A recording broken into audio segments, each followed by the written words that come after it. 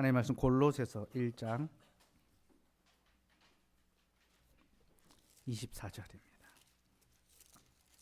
골로새서 1장 24절.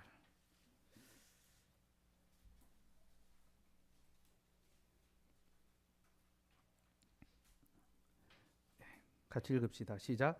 나는 이제 너희를 위하여 받는 괴로움을 기뻐하고 그리스도의 남은 고난을 그의 몸된 교회를 위하여 내 육체에 채우노라.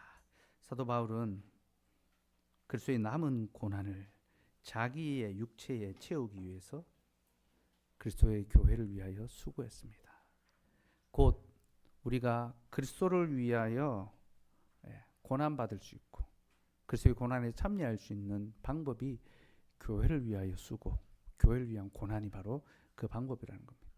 그러니까 주님은 하늘에 계시지만 우리가 주님을 위하여 고난받을 수 있도록 이 땅에 자신의 몸인 교회를 허락해 주셨고, 그래서 교회를 위하여 수고하는 자는 기꺼이 주님의 고난에 동참하는 자가 되고, 주님의 고난에 동참하는 자는 주님의 위로에도 동참하게 될 것입니다. 그리스도의 고난이 우리에게 넘친 것 같이 그리스도의 위로도 그러하리다.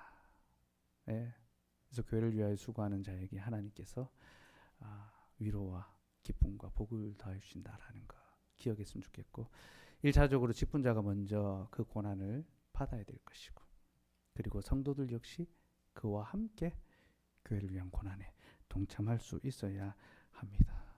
직분자의 수고와 고난은 오전에도 말씀드렸습니다. 성도들이 믿음에 굳게 서서 흔들리지 않을 수 있도록 성도들을 세워가는 것이 직분자의 책임이죠. 그래서 그 앞에 22절, 23절 한번 읽어봅시다. 시작. 이제는 그의 육체의 죽음으로 말미암아 화목하게 하사 너희를 거룩하고 흠없고 책망할 것이 없는 자로 그 앞에 세우고자 하셨으니, 만일 너희가 믿음에 거하고 터 위에 굳게 서서 너희 들은 바 복음의 소망에서 흔들리지 아니하면 그리하리라. 이 복음은 천하 만민에게 전파된 자요 나 바울은 이 복음의 일꾼이 되었노라. 하나님께서 여러분들을 믿음에 거하며 터 위에 굳게 서서 흔들리지 않게 하기 위해서, 믿음의 소망을 우리가 부여받았으니 흔들리지 않아야 되는데, 여러분 얼마나 많이 흔들리며 살아갑니까? 그죠? 세상의 걱정과 염려로 늘 두려워하고 떨며 흔들리는 것, 그것이 우리의 실질입니다. 그렇게 울며 두려워하고 떠는 우리를 위해서 주께서 교회를 허락하시고 또 말씀의 직분자를 통하여 우리의 믿음을 견고하게 하시고 강하게 하시고 자라게 하시는 겁니다. 그러니 우리가 그 믿음에 굳게 서서 또 주의 교회를 자라게 하는 그 일에 함께 또 힘써 동참했으면 좋겠습니다. 28절, 29절 같이 한번 읽읍시다. 시작. 우리가 그를 전파하여 각 사람을 권하고 모든 지혜로 각 사람을 가르치면 각 사람을 그리스도 안에서 완전한 자로 세우려 함이니, 이를 위하여 나도 내 속에서 능력으로 역사하는 이 역사를 따라 힘을 다하여 수고하노라. 말씀을 가르치고 전파하고 권하는 것은 그리스도 안에서 각 사람을 완전한 자로 세우기 위함이고, 이것을 위하여 능력으로 역사하시는 성령을 따라 힘을 다하여 수고하는 것, 이것이 직분자의 책무고 모든 성도의 책임입니다. 하나님께서는 우리 각자에게 주님의 교회를 섬기고 또 세울 수 있는 은사를 주시고 또 선물을 주셨습니다. 그래서 여러분 속에 말씀과 성령의 역사하심을 따라 힘을 다하여 함께 주의 교회를 세워 갔으면 좋겠고, 그러기 위해서는 무엇이 성경적인 교회고 무엇이 건강한 교회인가, 이것을 좀 잘 알아야 되겠죠. 우리가 지난주에 웨스트민스터 신앙고백서 1항에서 3항 앞부분 살폈습니다. 교회에 대한 정의가 무엇이고 교회가 어떻게 세워져 가는가, 그 내용을 우리가 지난주 오후에 살폈고 또 오늘 설교 때 또 연결해서 들었습니다. 오늘은 뒷부분, 건강한 교회는 어떤 교회인가, 그 내용을 한번 보겠습니다. 4항에서 6항까지입니다. 우리 하나씩 한번 읽어봅시다. 4항입니다. 시작. 이 공교회는 때로는 더 잘 보이기도 하고 때로는 덜 보이기도 하였다.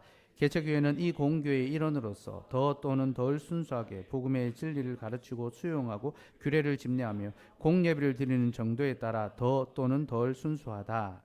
5항 시작. 천하에서 지극히 순수한 교회라 하더라도 혼합과 오류에서 벗어날 수 없다. 더러는 그리스도의 교회임을 멈추고 사탄의 해가 될 정도로 타락하였다. 그럼에도 불구하고 이 땅에는 하나님의 뜻을 따라 그분의 예배하는 교회가 항상 있을 것이다. 6 시작. 교회의 머리는 주 예수 그리스도 뿐이시다. 로마 교황은 결코 교회의 머리가 될 수 없고 오히려 교회 가운데서 그리스도를 대적하고 하나님이라 불리는 모든 것을 대적하고 자신을 높이는 적 그리스도도 죄의 사람이며 멸망의 자식이다. 그래서 참된 교회, 순수한 교회가 무엇인가 뒷부분에서 설명하고 있습니다. 신앙고백서는 참교회 표지를 사항에서 이야기합니다. 어떤 교회가 참교회인가? 교회 표지는 종교개혁 시대 이후에 이제 또 좀 부각이 됩니다. 지난주에도 말씀드렸지만 종교개혁 이전 시대에는 교회는 하나였지만 교회가 무엇인지를 설명하지 않았어요. 그러니까 교회에 속한 것이 구원인 거예요.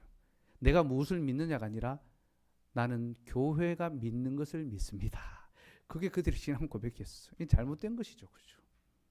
그래서 교회가 새롭게 이제 말씀을 통해서 개혁이 됩니다. 그래서 곳곳에 여러 교회들이 이제 새로운 교회들이 세워진 거예요. 종교개혁이 새로운 교회를 일으켰지 않습니까? 근데 그렇게 새로운 교회가 세워지니까 어떤 교회가 참교회고 어떤 교회가 거짓교회인가 이걸 이제 분별을 해야 되는 거예요. 표지가 필요한 거예요. 딱 확인을 할 수 있는 기준이 필요한 거죠. 그렇게 해서 종교개혁 시대 이후에 교회를 구별하는 표지, 기준이 이제 나옵니다. 이 교회 표지는 이제 교파에 따라서 약간씩 또 좀 다르기도 합니다. 루터파 같은 경우에 교회 표지를 순수한 복음의 설교와 성례의 바른 시행으로 이해했습니다. 그러니까 온전한 복음을 설교하고 또 올바른 성례를 시행하면, 그러니까 중세교회는 이 두 가지가 훼손됐거든요. 복음을 전하지 않았습니다. 중세교회는 설교가 없습니다. 지금도 여러분 뭐 이제 로마 교회 가보면요, 성당 가면은 설교가 지금은 있긴 있는데, 뭐 지금은 이제 거기도 조금 이제 자정의 능력을 해서 설교를 하는데 설교가 교회 중심이 아닙니다. 여러 의식들이 더 중심입니다. 더 중요합니다. 성당 가면요. 근데 중세에는 아예 설교 자체가 없었어요. 그리고 설교를 라틴어로 했습니다. 뭐 이제 딱 정해진 문구가 있습니다. 1년 352주에 딱딱 해야 될 그 내용이 있습니다. 그걸 읽는 거 라틴어로 했습니다. 그러니까 회중은 하나도 못 알아먹습니다. 예배 드리러 왔는데 무슨 말 하는지 설교를 하나도 듣지 못하는 거죠.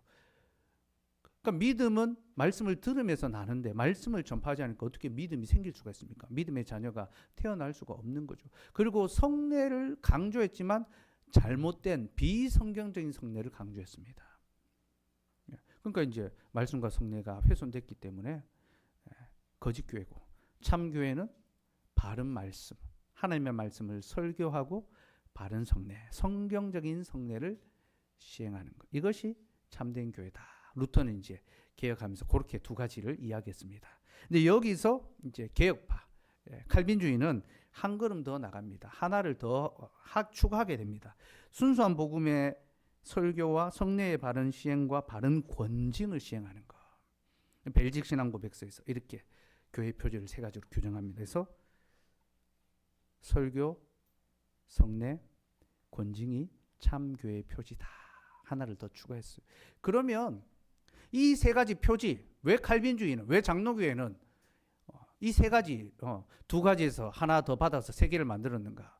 3이 더 완전 숫자니까, 3일째 하나입니까? 세 개로 했는가? 그런 생각이 들 수 있잖아요.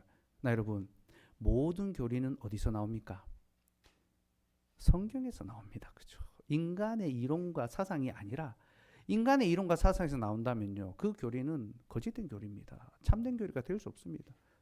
모든 교리는 성경에서 나와야 되고 성경으로 설명할 수 있어야 됩니다. 교회의 표지도 성경에서 나오고 성경으로 설명할 수 있습니다. 마태복음 28장 19절 20절.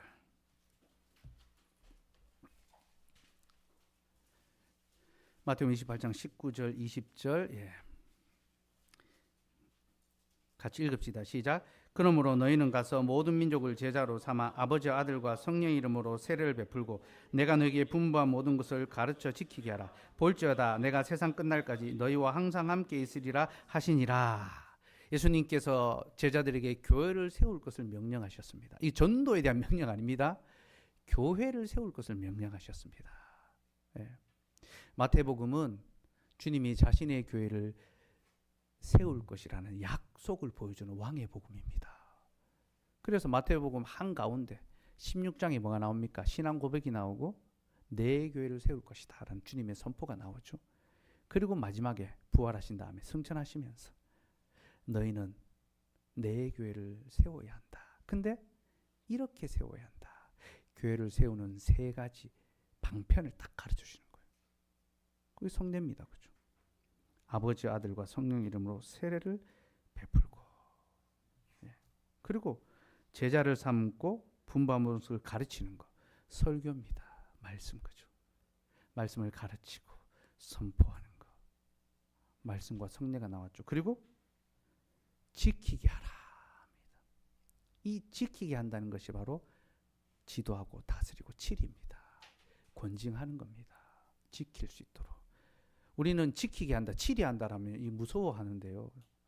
교회가 치리한다면 무섭게 생각하는데 이 치리한다는 말이 목양한다라는 뜻입니다.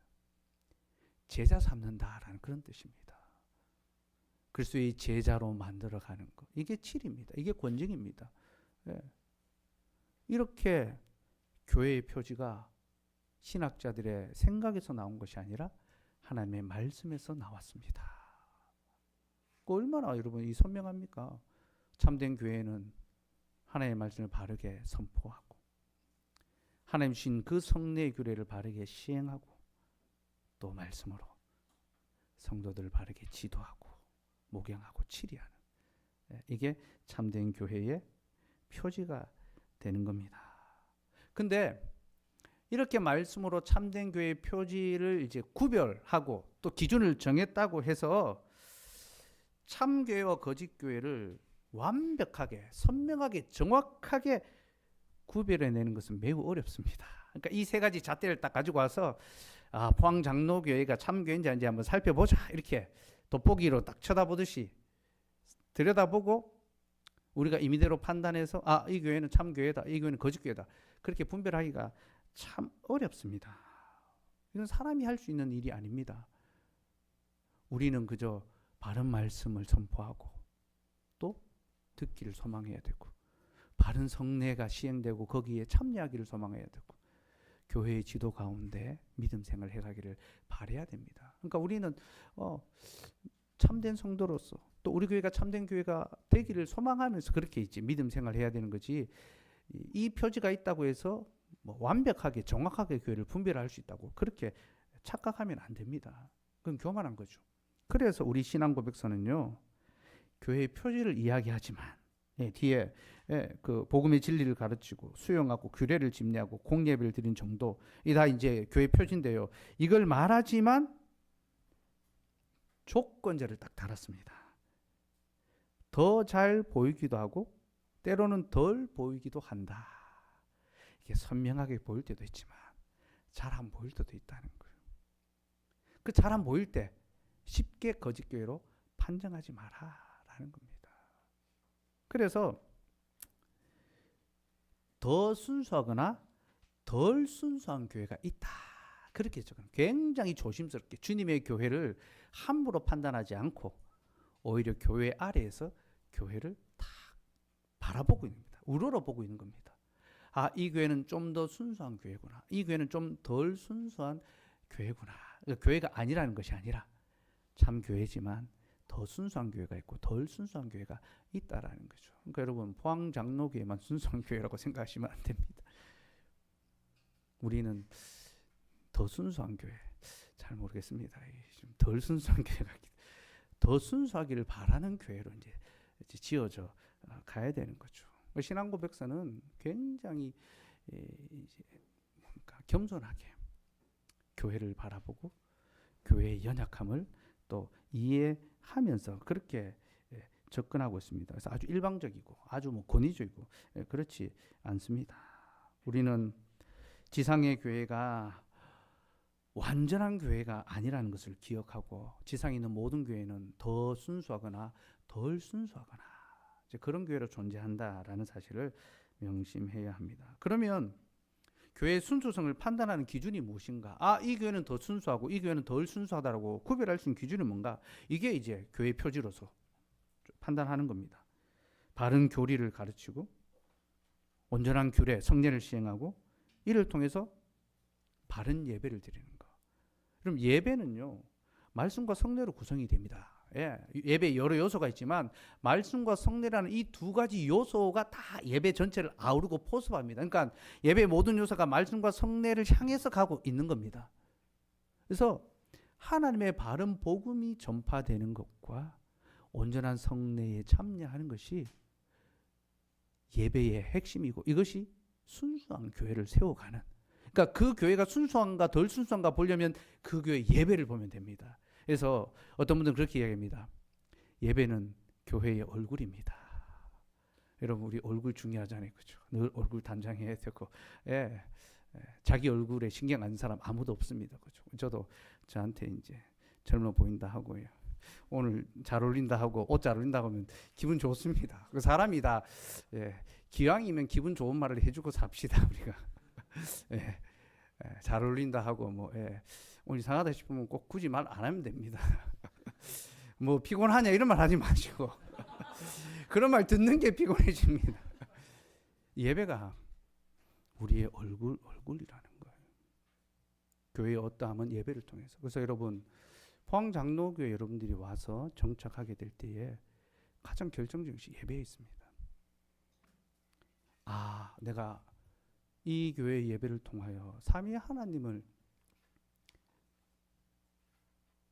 경험하고 하나님의 언약의 말씀을 들음으로 내가 하나님의 택한 백성이라를 확인하고 그 언약적인 복에 성찬에 참여하면서 언약의 식구됨을 누리는 거죠. 그죠? 그게 예배의 순수함, 교회의 순수함을 드러내는 거예요. 우리가 개척하고 이제 성찬을 시행하면서 세례와 성찬이 얼마나 우리에게 정말 주신 은혜의 방편한 것을 좀 깨닫지 않습니까? 그죠? 말씀은 예전부터 저한테 들었던 분들은 계속 들었습니다. 평생에 듣던 말씀 또 듣고 있잖아요. 그죠? 20살 때부터 이 들으신 분들 10년 넘게 저하고 지겨울만 하죠. 그죠? 바꾸고 싶은 생각도 들죠. 그죠? 목사님 설교는 늘 기승전 그리스도고 교회론으로 끝나고 이 제 설교의 공식 패턴이잖아요. 그 예전에 대학 다닐 때는 구속사 그리스도 중심의 설교가 놀랍고 새로웠는데 이제는 막 언제 그리스도가 나올까 막 예측하고 추측하고 막 그렇게 할지 모르겠어요. 근데 하나님께서 그 말씀을 듣는 것으로 끝나지 않고 성례에 참여하실 때 이 성례가 정말 은혜구나. 저는 아직도 우리 교회가 첫 성찬을 할 때의 그 감격을 저는 잊지 못합니다. 여러분 잊으셨는지 모르겠지만 그때 저는 누가복음 24장 말씀으로 교회는 22장입니까? 교회는 그리스도의 식탁을 받아야 합니다. 그 설교였습니다. 그러면서 주님이 유월절 그 식탁을 하면서 제자들에게 내가 너희와 이 식사하기를 기다렸다. 예수님이 성찬하기를 기다리고 계셨던 거예요. 제가 여러분 우리가 이 성찬에 참여하기 위해서 기다렸습니다. 근데 우리보다 주님이 더 기다렸습니다. 그렇게 제가 설교했던 기억이 있고요. 그 성찬은 최후의 만찬이 아니라 최초의 만찬이다 했습니다. 우리가 레오나르도 다빈치 때문에 예수님의 유월절 식사를 최후의 만찬으로 자꾸 생각하는데 최초의 만찬입니다. 그때로부터 교회의 성찬이 시작됐고 주님 다시 오실 때까지 계속됩니다. 그 성찬을 우리가 매주 한 달에 한 번 하면서 그리스도의 가족됨을 누리잖아요. 그 전에는 우리가 성찬하면 어떻게 했습니까? 떡을 다 받아서 자리에 가서 둥글게 서서 우리가 다 서로의 얼굴을 확인하고 누가 우리의 성도고 식구인지 얼굴을 확인하고 인사하고 먹었잖아요. 그죠? 근데 저희가 지금은 그렇게 안 합니다. 나와서 떡과 잔을 받아서 자리에 들어가서 옆에서 인사하고 하는데 코로나 때문에 이제 이렇게 둘러서기가 어려워서 했습니다.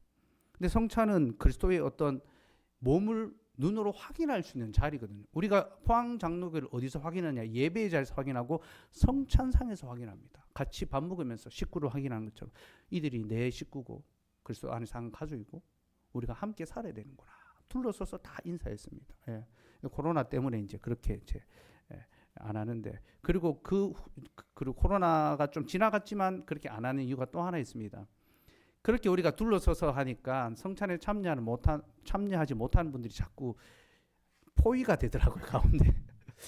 둘러서서 우리는 한 가족입니다 하고 하는데 안에 있는 분들은 이제 이게 뭔가 싶은 그런 마음이 좀 많이 들더라고요. 그래서 그 즈음에 성찬식이 있는 주일에 처음 오신 분들은 그 다음에 안 오더라고요. 그래서 조금 또 참여하지 못하는 분들 배려하면서 그들도 빨리 참여할 수 있기를 바라면서 우리가 이제 둘러서진 않습니다. 그러나 성찬을 통하여 한 가족됨을 경험하고 또 그 성찬상에서 우리가 구제연부하고 서로 사랑하고 자비의 사역을 행하고 봉사일을 하게 되잖아요. 이게 온전한 성례입니다. 그냥 단순한 성례 한 번을 시행하는 것을 넘어서서 그 성찬에 담긴 의미를 가르치고 실행하고 누리는 것. 그러니까 여러분 말씀과 성찬이 얼마나 중요한지 모르고 그것이 선명하게 분명하게 여기 예수 그리스도의 복음이 선포되고 있구나. 인간의 생각과 사상과 가르침이 아니라 오직 그리스도의 말씀이 선포되고 있구나. 그리고 그리스도의 식탁이 있구나. 그리스도께서 자신의 살과 피를 우리에게 주어서 먹게 하시고 그 안에서 우리를 한 식구 되게 하시는구나. 온전한 성례가 시행될 때 그 예배가 순수한 온전한 예배고 그런 교회가 보다 더 순수한 교회다. 신앙고백서가 그걸 이야기합니다. 그러니까 여러분 저희가 예배와 또 성찬 이 모든 것을 실행하는 것이 교리와 상관없이 하는 것이 아닙니다. 교리를 하나하나 짚어주지 않지만 그걸 녹여내서 그걸 담아내서 포섭해서 그렇게 전하는 겁니다. 여러분 교리문답을 교리 그 자체로 가르치는 것은요 사실은 별로 의미가 없어요. 이 교리문답을 설교로 또 삶의 적용으로 가르쳐야 그게 진짜 유익하거든요. 그래서 그런 측면에서 우리가 더 순수한 교회로 또 세워져 가기를 바라면서 우리가 예배를 드리고 있다는 것 꼭 그렇게 기억을 좀 하시면 좋겠습니다. 어쨌든 복음의 진리, 교리를 가르치고 규례, 성례를 집례하고 공예배를 드리는 정도에 따라 교회의 순수성이 드러납니다. 근데 이 말은 교회가 타락하면 가장 먼저 훼손되는 것이 바로 이 내용이랍니다. 복음과 성례. 이게 가장 먼저 훼손된다는 겁니다. 그래서 여러분 교회가 타락하면요 말씀을 귀하게 여기지 않습니다. 복음을 전파하지만 그 속에 복음이 아닌 다른 인간적인 것들을 섞어서 집어넣어서 선포하는 겁니다. 하나님의 말씀에 가르침이 아닌 것들을 그 속에 담아내는 것. 시대적 가치나 또 사람들이 원하는 것을 특히 좋아하는 것을 마치 복음인 것처럼 섞어 파는 겁니다. 그 섞어 찌기를 만드는 거예요. 그게 덜 순수한 교회가 타락하면 그런 현상이 가장 먼저 일어나게 됩니다. 그리고 말씀이 약화되면 반드시 따라오는 게 있습니다. 성례가 약화됩니다. 여러분 성례는 말씀을 통하여 실행되거든요. 그러니까 말씀이 약화되면요 성례도 약화될 수밖에 없어요. 성례를 귀히 여기지 않습니다. 이 성례의 의미, 성찬의 그 유익을 쉽게 생각하고 세례를 또 쉽게 베풉니다. 한국 교회가 세례를 가장 쉽게 베푸는 그 상황이 있습니다. 군대에서 진중 세례라고 세례를 그냥 막 뿌립니다. 그래서 뭐 이제 순수하게 바르게 또 군목 하시는 분들도 있지만 이게 이제 뭐 이제 군목 사역 이제 보고하면서 자기가 뭐 몇백 명 몇천 명 세례를 베풀었다 그렇게 이야기하는데 이거는 베드로는 할 수 있는 겁니다. 베드로만이 할 수 있는 겁니다.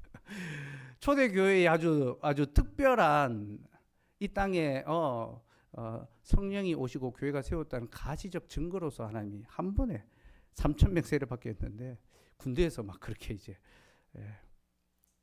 그 성례를 가볍게 여기게 되는 거죠. 교육이 거기서 바르게 실행되겠습니까?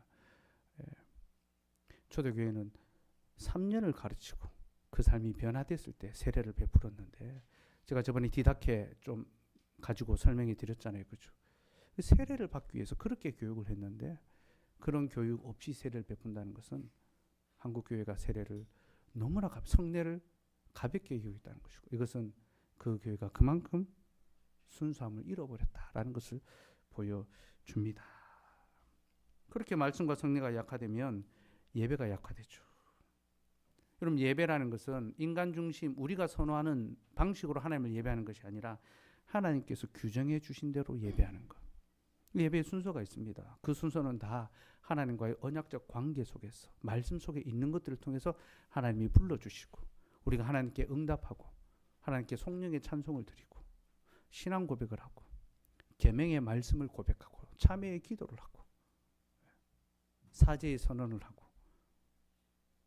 감사의 기도를 하고 하나님의 말씀을 듣고 그 들은 말씀을 설교로서 또 받고 그 말씀에 우리가 찬송으로 화답하고 연보로 우리의 믿음을 고백하고 그리고 하나님의 강복 선언을 통하여 예배가 마칩니다. 이 모든 순서는 하나님께서 규정해 주신 예배의 내용입니다. 이 규례를 따라 예배해야 합니다. 여러분 우리가 세상에서 어떤 공식적인 행사를 할 때에도 의전이란 게 있습니다. 근데 만왕의 왕이신 하나님 앞에 예배하는데 예전 없이 우리 하고 싶은 대로 찬양을 좀 더 우리는 찬양을 더 길게 하고 찬양 집회처럼 그렇게 하는 것이 예배다라고 그렇게 생각해서는 안 됩니다. 하나님이 규정하신 대로 온전한 예배를 드리는 것이 굉장히 중요하고 정말로 하나님을 사랑하는 교회는요 그 예배의 규례를 귀히 여깁니다. 이것이 교회의 순수함과 덜 순수함을 구별하는 기준이고요. 신자들은 더 순수한 교회에 속해서 신앙생활을 해야 합니다. 하나님이 그렇게 불러주십니다. 그런데 이것이 우리가 완벽하고 어떤 이상적인 교회를 찾아내야 한다. 또 우리 교회를 이렇게 만들어야 한다. 그런 것을 말하는 건 아닙니다. 지상의 교회는 아무리 뛰어나다 하더라도 부족함이 있습니다. 그래서 신앙 고백서는요. 천하에서 지극히 순수한 교회라 하더라도 혼합과 오류에서 벗어날 수 없다라고 합니다. 천하에서 지극히 순수한 교회라 하더라도 혼합과 오류에서 벗어날 수 없다라는 거죠. 그러니까 완벽한 교회는 없습니다. 이 땅에는. 완전한 교회는 없습니다. 그리고 우리가 완벽한 교회를 지향해서도 안 됩니다. 그건 우리가 할 수 없는 일입니다. 그건 오직 하나님이 하시는 일이죠. 그럼 우리는 무엇을 지향해야 하는가? 순수한 교회. 하나님, 우리 안에 혼합과 오류가 늘 있습니다. 그러나 우리가 더 순수해질 수 있도록 우리를 붙잡아 주시옵소서. 우리를 가르쳐 주시옵소서. 우리를 고쳐 주시옵소서. 그렇게 겸손하게 우리가 더 순수한 교회로 나아갈 수 있도록 소망하고 또 그렇게 지향해야 합니다.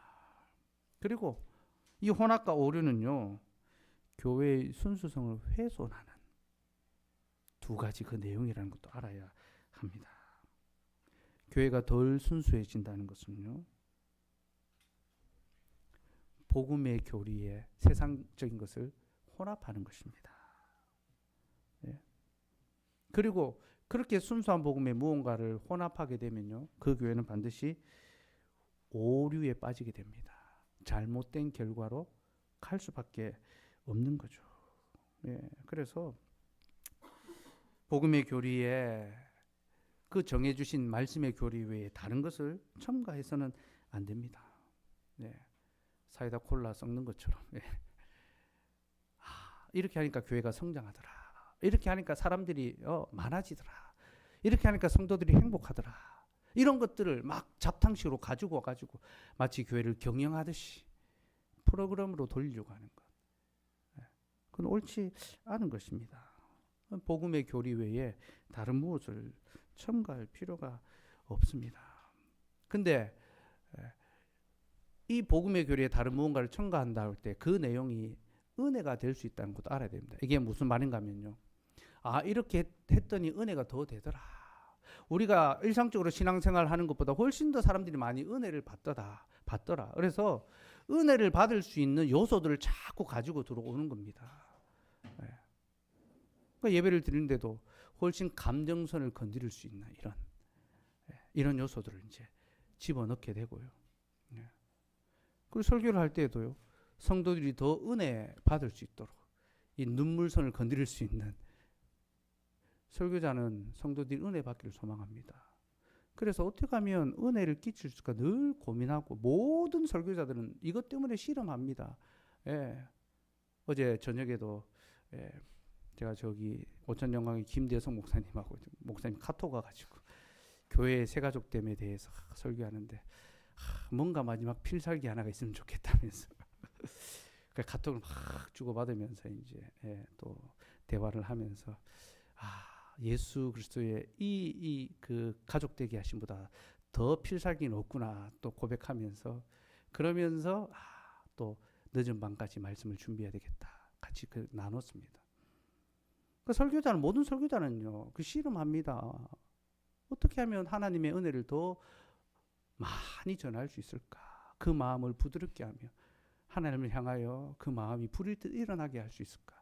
근데 그런 생각에 사로잡히다 보면 마치 자신이 은혜를 만들어내야 되는 것 같고, 또 이런 예화를 사람들이 좋아하더라 해서 이거를 자꾸 도입할 수 있습니다. 그러면 그게 순수한 교리에 무언가를 첨가하는 거죠. 여러분, 은혜는 하나님이 주시죠. 그렇죠? 하나님이 끼치시는 겁니다. 그러므로 목사는요, 믿음이 있어야 됩니다. 기록된 말씀을 바르게 전하는 것이 가장 은혜로운 것이다. 감정적인 반응, 그것으로 마치 미스트롯 하듯이 실시간 문자 투표하는 것처럼, 목사님 오늘 설교 너무 은혜 받았어요, 어떤 그런 피드백 하나하나, 그것도 중요하죠. 좀 하십시오. 그래서 마치 그런 것처럼 설교하는 것이 아니라 하나님의 말씀을 있는 그대로 바른 교리로 전하는 것이 가장 은혜롭다라는 것을 여러분, 설교자는 믿어야 되고 회중들은 또 받아들여야 됩니다. 그렇지 않으면 교회가 오류로, 혼합으로 그렇게 빠지게 되어 있습니다. 고대 교회에 이런 일들이 벌어졌습니다. 사람들이 교회에 올 때마다 어떻게 더 은혜롭게 할까 하면서 예수님의 어머니 마리아를 부각시켰습니다. 예수님은 이렇게 거룩하시고 우리 어떤 구원을 이루셨는데, 그 예수님을 낳은 어머니 마리아 얼마나 귀하냐. 마리아를 자신들의 어머니, 예수님의 어머니 마리아를 자신들의 어머니처럼, 우리의 어머니. 여러분, 유럽에 가면요, 그 프랑스 파리에 노트르담 사원 있잖아요. 노트르담 교회. 근데 노트르담 교회가 프랑스 파리만이 아니라 곳곳에 다 있습니다. 그 노트르담이라는 말이 우리 어머니라는 뜻입니다. 담, 어머니, 우리의 어머니. 성모 마리아를 가리키는 그런 이름입니다. 곳곳에 성모 마리아 교회들이 많습니다. 예수님을 높이다 보니까 그 성모 마리아를 같이 높였고, 근데 그렇게 하니까 사람들이 막 좋아하는 겁니다. 그래서 성모 마리아 상을 새겼습니다. 예배당 바깥에 딱 새겨놨는데 사람들이 좋아하는 거예요. 그 상을 보면서. 그래서 어떻게 합니까? 이거 은혜 되네 하면서 예배당 안으로 슬쩍 가지고 들어왔습니다. 예배당 들어온 입구에 탁 새겨놓으니까 또 사람들이 좋아하고 막 만지고 그 앞에서 기도하고 하는 겁니다. 그래서 저 예배당 뒤편에 있던 성모 마리아 상이 점점 앞으로 옵니다. 그래서 예배당 중앙에 딱 앞쪽에 막 자리를 하게 되고, 그런데 말씀의 강단은 어떻게 된지 압니까? 점점 한 대로 밀려나가는 거예요. 그래서 터키에 가면 아야소피아라고 그 고대 교회에서 가장 크고 화려했던 예배당이 있습니다. 유스니우스가 그 예배당을 짓고 난 다음에 이렇게 했습니다. 솔로몬이여, 내가 당신을 이겼나이다. 자기가 솔로몬의 성전보다 더 화려한 성전을 지었다고 이제 자랑하는 거죠. 근데 그 아야소피아 예배당에 가면요, 말씀의 강단이 바깥에 버려져 있습니다. 들판에. 말씀이 점점점 한 대로 밀려가는 거죠. 말씀의 바른 교리는 듣기 싫어하는 겁니다. 눈에 보이는 거 좋아하는 거. 여러분 그 로마 교회 가면 전부 유리창에 스테인드 글라스 다 새겨놨잖아요. 그리고 그 옛날 고대 예배당 가면 전부 벽화, 성화 다 새겨놨습니다. 이 직관적이거든요. 이 요즘을 치면요, 영상입니다. 어떤 영상을 만들어서 하나님의 은혜에 대해서 설명하는 거죠. 이게 훨씬 더 직감적으로 쉽게 금방 다가오는 겁니다. PPT 자료로. 설교 대신에 복음성 찬송을 하게 만드는 거와 똑같은, 간증하게 하는 거와 똑같은 그런 현상이에요. 그렇게 교회에 온통 은혜로 덕지덕지, 인간의 감정을 건드리는 은혜의 요소들을 덕지덕지 가지고 들어오니까 정작 은혜의 방편인 말씀은 예배당 바깥으로 쫓겨나게 되는 거죠. 그죠? 그 교회는 거짓 교회가 될 수밖에 없고 혼합과 오류가 가득한 거죠. 여러분, 어떤 인간적인 감정을 작동하는 은혜가 진짜 은혜가 아니라 하나님의 진리의 말씀, 예수 그리스도의 그 복음의 교리가 참된 은혜의 방편인 것을 알고 그 말씀을 지킬 수 있도록, 그렇게 우리가 힘쓸 수 있어야 됩니다. 그래서 배우고 익히는 것이 때로는 무미건조하게 느껴질 수도 있고 또 고단하고 지치게 느껴질 수도 있지만, 이것이 진짜 은혜다, 그런 마음을 갖고 또 그 은혜, 그 순수한 은혜를 우리가 지킬 수 있도록 그렇게 하면 좋겠습니다. 세 번째는 이 겸손한 교회입니다. 제가 앞에서 설명드렸습니다. 교회의 순수성. 교회가 이렇게 하나님 앞에서 더 순수함을 이루어가야 된다라는 걸 알 때에 신자들은 스스로 겸손해질 수밖에 없습니다. 왜냐하면 아무도 지금 자신이 속한 교회가 지상에서 가장 순수한 교회라고 확신할 수 없습니다. 왜? 지상의 교회는 언제나 혼합과 오류가 있기 때문이죠. 부족함이 있기 때문이죠. 그래서 겸손하게 교회에 대해서 이해하게 됩니다. 그리고 정말로 우리 교회가 지상에서 가장 순수한 교회라고 확신하더라도 그 안에 혼합과 오류가 없다고 단정할 수 없습니다. 설령 우리 교회가 다른 교회보다 더 순수하다 하더라도 우리는 우리대로의 혼합과 오류가 있다라는 거죠. 이걸 인정할 수밖에 없습니다. 그러므로 참교회에 속한 신자들은 다른 교회를 쉽게 거짓 교회로 단정하려 들어서는 안 됩니다. 이건 교만한 것입니다. 오히려 자신의 교회를 늘 성찰하면서 자기 교회에 있는 혼합과 오류를 제거하는 일에 계속 정진해 가야 합니다. 그래서 여러분, 교회 표준은요, 다른 교회를 판단하러 주어진 것이 아닙니다. 자신의 교회를 돌아보고 우리가 순수한 교회, 바른 교회로 지어져 가고 있는가? 우리가 무엇을 중심으로 교회 생활하고 있는가? 그걸 돌아보면서 우리가 더 정진할 수 있도록, 더 개혁될 수 있도록 그렇게 우리가 힘써야 됩니다. 그래서 개혁교회의 중요한 모토가 있습니다. 한 번 개혁된 교회는 계속 개혁되어야 한다. 한 번 개혁됨으로 끝나는 것이 아니라 끊임없이 계속 개혁되어 가야 한다는 거죠. 그리고 우리 신앙 고백서는 거짓 교회를 가리켜 사탄의 회라고 합니다. 어떤 교회는 이름만 교회지 실제로는 사탄의 해가 될 정도로 타락했다, 그렇게 합니다. 그러니까 참교회와 거짓교회를 우리가 마음대로 판단할 수 없지만 어떤 교회는 정말로 너무나 타락해서 사탄의 해가 될 정도로 악하게 되었다. 실제로 여러분 바른 복음을 전하지 아니하고 바른 성례를 시행하지 않은 중세교회는 사탄의 회였지 않습니까? 유대교도 마찬가지입니다. 새로운 교회가 세워졌을 때 그들은 예수 그리스도의 복음을 받아들이지 아니했고 그 성례에 참여하지 않았습니다. 오히려 그들은 교회를 핍박하는 핍박자들이 되었죠. 예수님은 그들을 향하여 사탄의 회라고 이야기합니다. 예수님이 유대인의 성전을 향해서 뭐라고 하십니까? 만민의 기도하는 아버지의 집을 너희는 강도의 구렬, 도적의 구렬로 만들었다, 소굴로 만들었다, 그렇게 말씀하셨죠. 근데 여러분, 여기서 강도의 구렬이는요, 그 안에 모이는 사람들이 강도들이다, 그런 말이 아닙니다. 예수님께서 너희가 강도의 구례를 만들었다라는 것은 여러분 도적들이요. 남의 것을 훔치고 빼앗고 그렇게 유린한 다음에 자기 소굴로 들어가서 뭐합니까? 평안하게 지냅니다. 여기는 안전하다. 여기는 안전한 우리의 요소다. 거기서 가져온 것을 먹고 마시고 취하고 즐깁니다. 유대인들이 하나님의 집인 성전에 모여서 뭐합니까? 이곳은 하나님의 집이니 안전하다. 우리가 여기서 마음껏 평안을 누리자. 곧 교회가 막 커져가고 성장하고 뭐 여전히 왕성하니까 여기가 하나님의 집이요. 우리는 이곳이 참으로 우리를 위한 안전한 집이다. 이 강도의 소굴을 만드는 게 그런 뜻입니다, 여러분.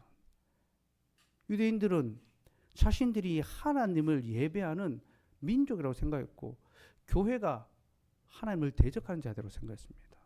그래서 핍박하고 위협했죠, 그죠? 근데 예수님은 그런 자들을 향하여 너희는 사탄의 회다, 강도의 구렬이다, 그렇게 말씀하셨습니다. 그러니 여러분 눈에 보이는 어떤 그런 이 교회의 이 모습, 사람들이 많이 늘고 성장하고 이것이 교회의 어떤 표지, 순수함을 드러내는 것이 아니라 정말로 예수 그리스도의 복음의 교리와 그리스도께서 분부하신 것을 잘 지키는 것이 참된 교회. 그리고 우리가 약한 교회로, 작은 교회로 있다 하더라도 흔들릴 필요가 없는 거예요.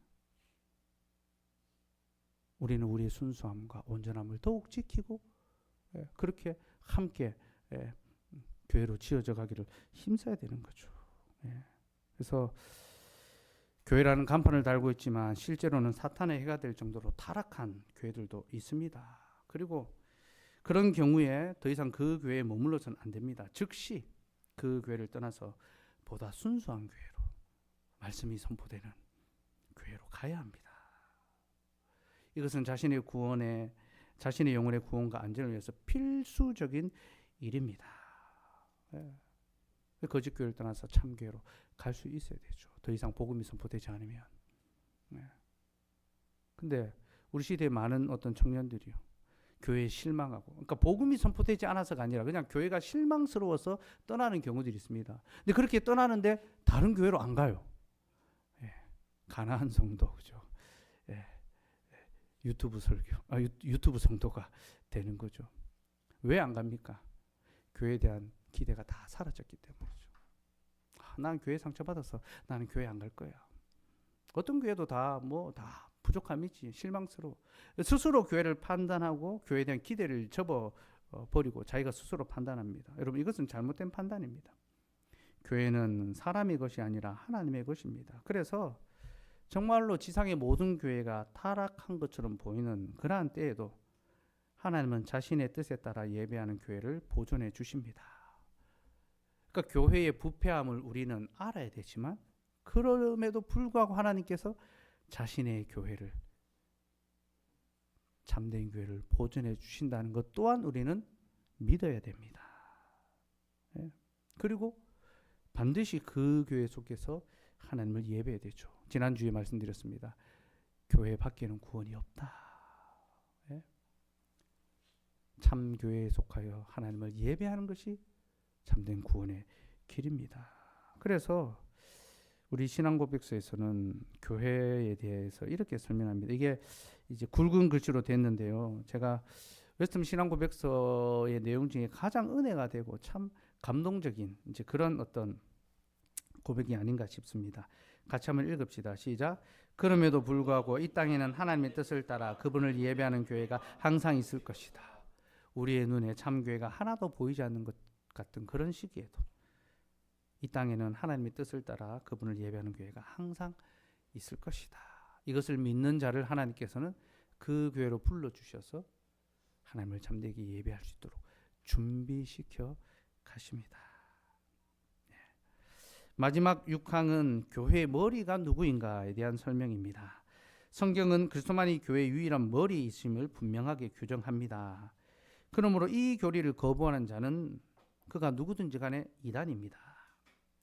로마 교회는 그리스도의 머리 되심을 인정하지만 이와 함께 교황도 교회의 머리로 인정합니다. 그러니까 로마 교회는 교황을 교회의 머리로 이제 인정하거든요.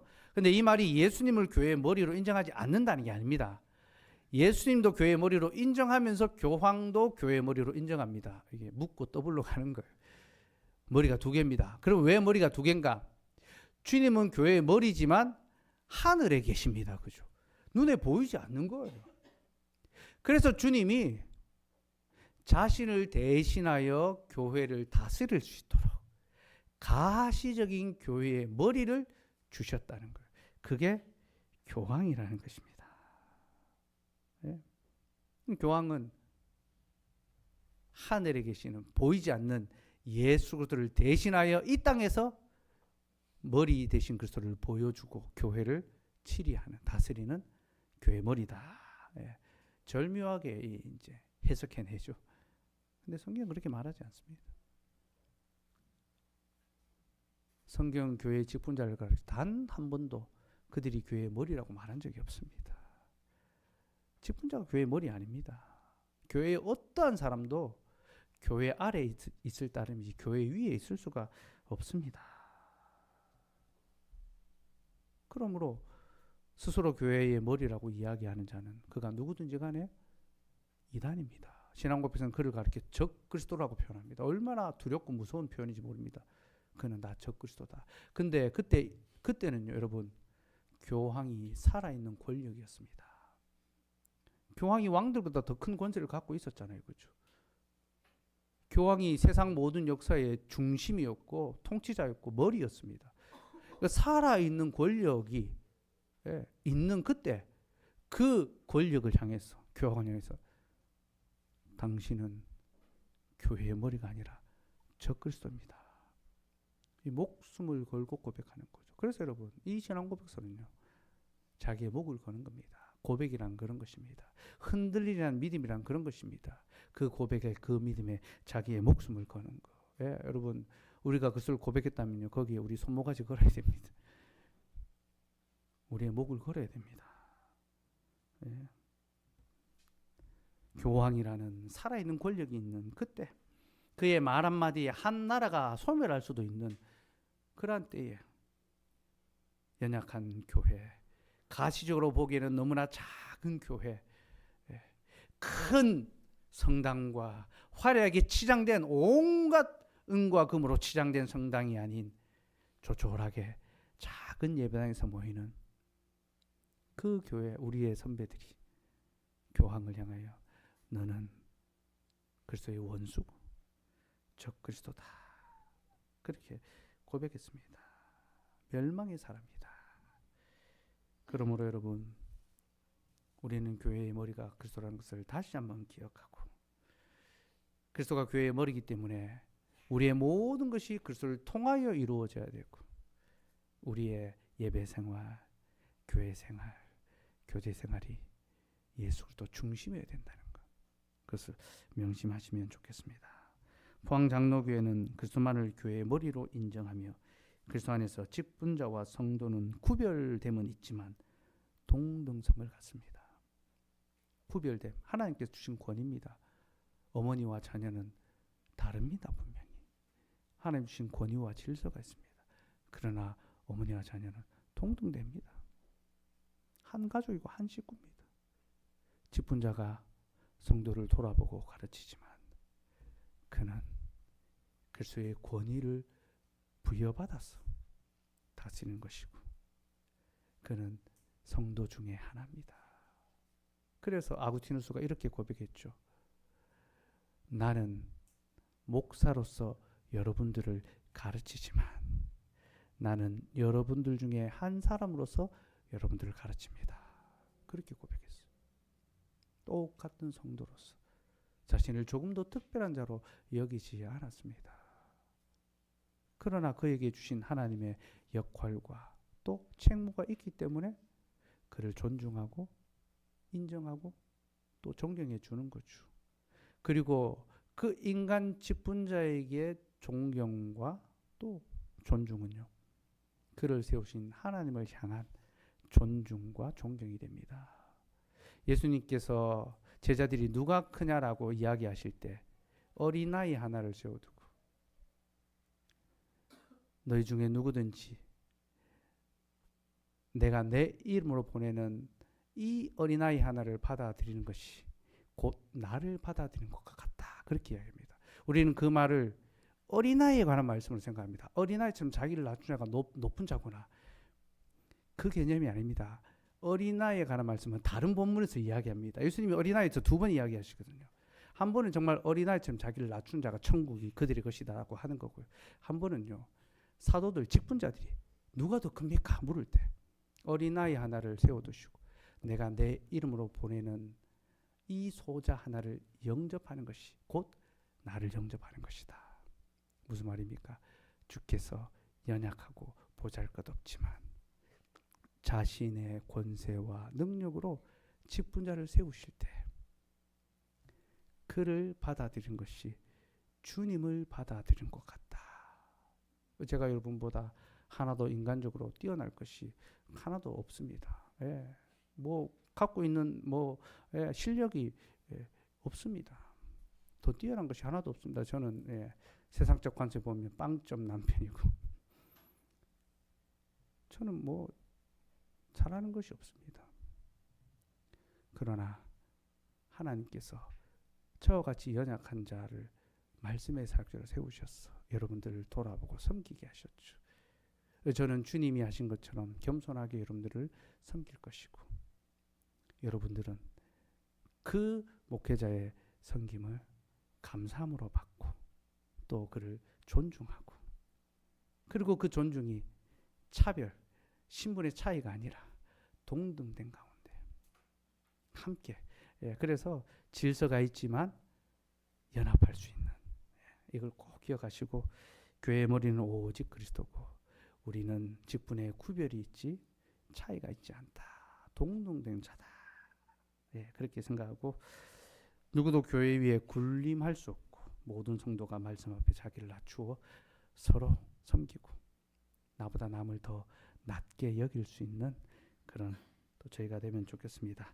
교회의 순수성을 다시 한번 기억하면서 우리가 더 순수한 교회로 말씀과 규례를 잘 지킴으로 공예배를 더 순수하게 드리고 그 예배를 사모하시고 준비하시고 기다리시고 그렇게 우리가 건강한 교회로 세워져 갔으면 좋겠고요. 이 시대의 교회가 사탄의 여처럼 타락할 수 있지만 하나님께서 반드시 참교회를 세워두신다. 우리가 그 참교회가 되기를 소망하면서 오직 머리 대신 예수 그리스도만을 따르고 순종하고 또 그렇게 섬겨갈 수 있으면 좋겠습니다.